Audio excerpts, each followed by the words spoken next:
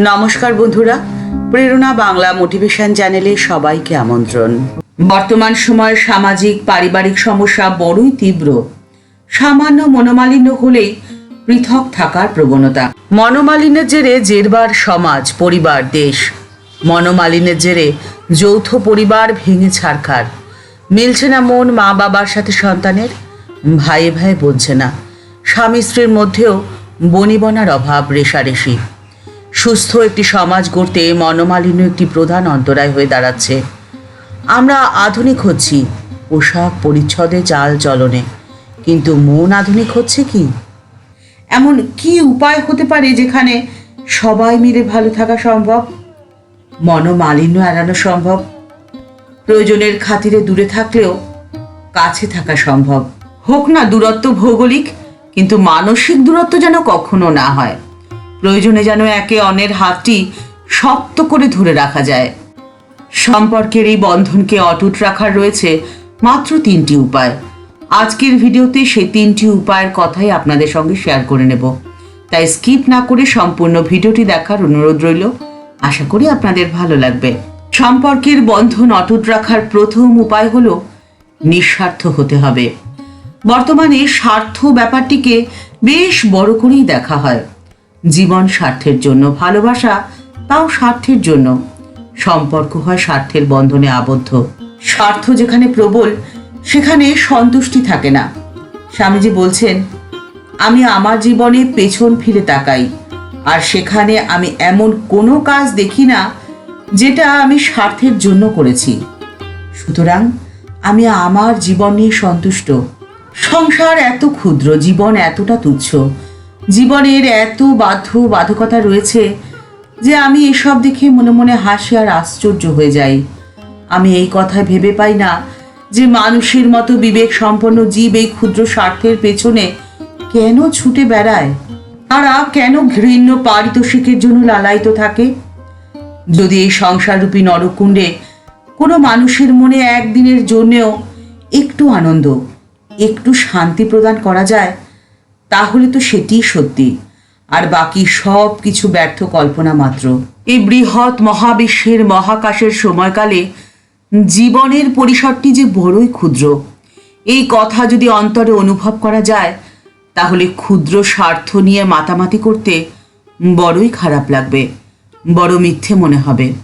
আর যখন এই স্বার্থকে ভুলে গিয়ে নিঃস্বার্থভাবে জীবনযাপন করতে শুরু করবেন, তখন আর জীবনে কোনো অশান্তি, কোনো মনোমালিন্য থাকবে না। সকলে মিলে আনন্দে দিন যাপন করা সম্ভব হবে। সম্পর্কে বন্ধন অটুট রাখার দ্বিতীয় উপায় হলো প্রকৃত শিক্ষিত হওয়া। বর্তমান সময় শিক্ষার্থীকে এটাই শেখানো হয় যে তোমাকে ভালো মার্কস পেতে হবে, ভালো চাকরি পেতে হবে, ডাক্তার, ইঞ্জিনিয়ার, উকিল কিংবা বিদেশি কোম্পানির বড় বড় পদে বসতে হবে। অর্থাৎ শিক্ষার বিনিময়ে অর্থ উপার্জন করার ট্রেনিং দিয়ে তাকে বড় করে তোলা হয়। কিন্তু শেখানো হয় কি, একজন ভালো মানুষ হতে হবে তোমাকে। দুঃখীর হাতটিকে শক্ত করে ধরতে হবে তোমাকে। মানুষের বিপদে ঝাঁপিয়ে পড়ে যথাসম্ভব তাকে সাহায্য করতে হবে। নিঃস্বার্থ সেবাই হলো প্রকৃত মানুষের ধর্ম। শিক্ষার্থী কম্পিটিশন করতে শেখে, কিন্তু কম্প্যাশন, সহানুভূতি কি সত্যিই তাদের মধ্যে জেগে ওঠে? আর প্রকৃত মানবিক ধর্ম শিক্ষার অভাবই হয়তো সেই কারণ, যার জন্য বর্ষিয়ান বাবা মা আজ একলা। বৃদ্ধ বয়সের লাঠি যার হওয়ার কথা ছিল, সে তো অর্থ উপার্জনকেই জীবনের পরম লক্ষ্য হিসেবে জানে। সে জানে বিদেশে চাকরি, বড় বাড়ি, গাড়ি, সামাজিক স্ট্যাটাস অতি প্রয়োজনীয় জীবনের অঙ্গ। কিন্তু ভালো নম্বর না পেলে তো ভালো চাকরিও হবে না। তাহলে উপায়, কিভাবে চললে দুদিকই রক্ষে হয়? ঠাকুর শ্রী রামকৃষ্ণ পরমহংসদেব তাঁর উপদেশের মধ্যে দিয়ে এই প্রশ্নের উত্তরও আমাদের তিনি দিয়ে গেছেন। দিনটা ভাদ্র মাসের কৃষ্ণা সপ্তমী তিথি, তখনও চাঁদ ওঠেনি, তমসাচ্ছন্ন রাত্রি। ঠাকুর তখনও ভাবাবিষ্ট। সে অবস্থাতেই নিজের ঘরের ভেতরে ছোট খাটটিতে বসে রয়েছেন। ঠাকুর রামকৃষ্ণ পরমহংসদেব কথা বলছেন ঈশান মুখোপাধ্যায়ের সাথে। ঈশান বলছিলেন, আমি ভাটপাড়ায় গিয়ে গায়ত্রীর পুরস্চরণ করব। ঠাকুর তাকে বললেন যে কলিকালে বেদমত চলে না, জীবের অন্নগত প্রাণ, আয়ু কম, দেহ বুদ্ধি, বিষয় বুদ্ধি একেবারে তার যায় না। এই অন্নগত মানব জীবনের শ্রেষ্ঠ সাধনা হলো মাতৃভাবের সাধনা। প্রত্যেকের মধ্যেই মাতৃভাবকে অনুভব করতে হবে। মনে রাখবে যে যিনি ব্রহ্ম তিনিই মা, আবার তিনিই আদ্যা শক্তি। ঠাকুর বলে চলেছেন, সংসারীরা কোঁদল করে মরে, কি নিয়ে যে তারা কোঁদল করে তার কোনোই ঠিক নেই। কোঁদল কেমন? তোর অমুক হোক, তোর তমুক করি, কত চেঁচামাচি, কত গালাগাল, ঠিক যেন খালি বাক্স, বাক্সের ভেতরে কিছুই নেই, অথচ দুজনে টানাটানি করছে তাতে টাকা আছে বলে। তোমরা জীবন নিয়ে এত চিন্তা করো কেন? যদি তার কৃপা হয় তাহলে এক মুহূর্তে সব অন্ধকার দূর হয়ে যায়। ঠিক কিরকম জানো? যেমন 1000 বছরের অন্ধকার ঘর, আলো নিয়ে এসে অন্ধকার ঘরে রাখলে এক মুহূর্তে পুরো ঘরটা আলোকিত হয়ে যায়, একটু একটু করে যায় না। ভেলকি বাজি করে দেখেছ কখনো? অনেক গেরোদা দড়ি একধার একটা জায়গায় বাঁধে, আর একধার নিজের হাতে ধরে, ধরে দড়িটাকে 2-1 বার নাড়া দেয়, নাড়াও দেওয়া আর সব গেরো খুলে যাওয়া। কিন্তু অন্য লোকে সেই গেরো প্রাণপণ চেষ্টা করেও একটু খুলতে পারে না। ঠিক তেমনি গুরুর কৃপা হলে সব গেরো, সব বাধা এক মুহূর্তে খুলে যায়। যদি প্রকৃত শিক্ষা হয় তাহলে এই সংসারটা মজার কুটি হয়ে যাবে। এই সংসার ধোঁকার টাটি হবে না। এই সংসার মজার কুটি তখনই হবে যখন সবাইকে নিয়ে ভালোভাবে জীবনের এই সুন্দর দিন কটা পার করা যাবে। সম্পর্কের বন্ধন অটুট রাখার তৃতীয় উপায় হলো মনে থাকবে সাহস আর হৃদয় থাকবে প্রেম।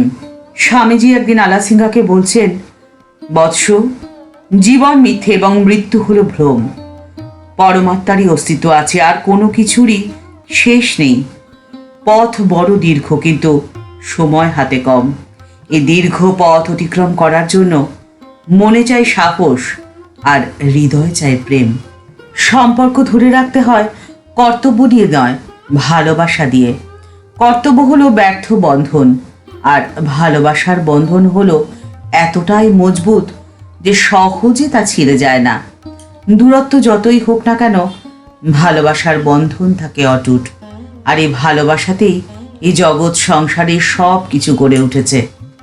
স্বামীজি আলাসিঙ্গাকে বলছেন যে তোমাকে জীবনের পথে এমনভাবে চলতে হবে যে মনে করবে তুমি একলা, তুমি একাই 1 লাখের সমান, এবং নিজেই ধীরে ধীরে 20 লাখ হয়ে যাবে।